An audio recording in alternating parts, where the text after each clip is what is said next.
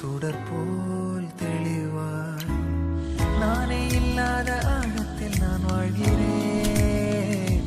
கண்ணாடியாய் பிறந்தே காண்கின்ற எல்லாமும் நான் ஆகிறேன். இரு காலின் இடையிலே உரசும் பூனையாய் வாழ்க்கை போதும் அடடா. எதிர்காணும் யாவுமே தீண்ட